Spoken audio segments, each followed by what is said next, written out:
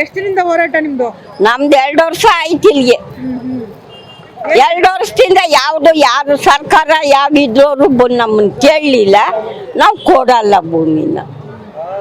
ಆರಾಮಾಗಿ ಕೊಟ್ಬಿಟ್ಟು ಅವ್ರು ಹಣ ಕೊಡ್ತಾರೆ ಅಂತ ಕೊಟ್ಬಿಟ್ಟು ಈ ಮುಂದೆ ಬರೋ ಪೀಡೆಗೆ ಏನ್ ಮಾಡ್ಬೇಕು? ನನ್ ಮೇಲೆ ನಿನ್ಗೆ ಯಾಕೆ ಇಷ್ಟು ದ್ವೇಷ? ನಾನು ಏನ್ ತಪ್ಪು ಮಾಡಿದ್ದೀನಿ? ಅವಾಗ ಏನ್ ಮಡಗವ್ರೆ ಅಂತ ಕೇಳ್ತಾರೆ. ಅವಾಗ ಏನ್ ಉತ್ತರ ಕೊಡ್ಬೇಕು? ಹಸುನೆಲ್ ಕಳಿಸ್ಬೇಕು. ಹಾಕಿರೋ ಬೆಳೆ ಏನ್ ಮಾಡ್ಬೇಕು?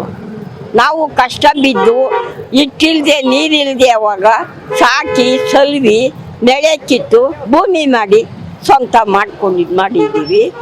ಒಂದಲ್ಲ ಅಂತ 2 ಬೋರ್ ಹಾಕ್ಸಿದ್ದೀವಿ. ತೆಂಗಿನ ಸಸಿ ಕಟ್ತೀವಿ, ರಾಗಿ ಬೆಳಿತೀವಿ, ಜೋಳ ಬೆಳಿತೀವಿ. ದನಗಳಿಗೆ ಬೇಕು, ನಮ್ಮ ಜೀವನಕ್ಕೆ ಬೇಕು. ಈಗ ಯಾವುದೂ ಇಲ್ಲದೆ ಕೊಟ್ಬಿಟ್ಟು ನಾವೇನು ಅವ್ರ ಹತ್ರ ಹೋಗಿ ಭಿಕ್ಷಾ ಬೇಡ.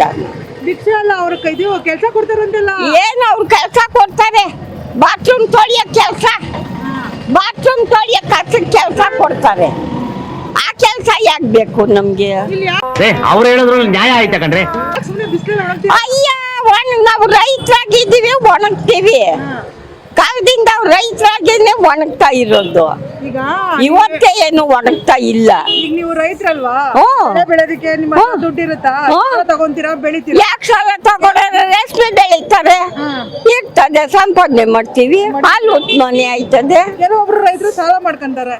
ಯಾರೋ ಮಾಡ್ಕೋತಾರೆ, ತೀರಿಸ್ಕೋತಾರೆ. ಸಾಲ ಮಾಡೋಕ್ಕಿಂತ ಮೊದಲು ಬೇಡ ಬಿಡು, ಕೊಟ್ಬಿಟ್ಟು ನೆಮ್ಮದಿಯಾಗಿ. ಬೇಡ, ಕೊಡೋದು ಬೇಡ. ಸಾಲ ತೀರ್ಸೋದು ಗೊತ್ತು, ಬೆಳೆಯೋದು ಗೊತ್ತು. ಆ ಜಮೀನು ಬೆಳೆ ಬೆಳೆದಕ್ಕೆ ಯೋಗ್ಯನೇ ಇಲ್ಲ ಅಂತ ಹೇಳ್ತಾವ್ರೆ. ಬಂದು ಹೋಗ್ಲಿ, ನಡಿ ತೋರಿಸ್ತೀವಿ ಭೂಮಿನ. ಅವಾಗ ಅವ್ರಿಗೆ ಚೀಮಾರಿ ಆಯ್ತದೆ. ನಡೀರಿ ತೋರಿಸ್ತೀವಿ. ಇವ್ರ ಕೆಸರಲ್ಲಿ ಕಾಲಿಟ್ರೇನೆ ನಮ್ಮ ಹೊಟ್ಟೆಗೆ ಅನ್ನ ಸಿಕ್ಕೋದು. ಇಂಥ ಅನ್ನದಾತ್ರ ಮೇಲೆ ನೀ ಕೈ ಮಾಡಿದ್ಯಾ, ಅದು ತಪ್ಪಲ್ವಾ? ಏನೇನ್ ಬೆಳೆದಿದ್ದೀರಾ ನೀವು?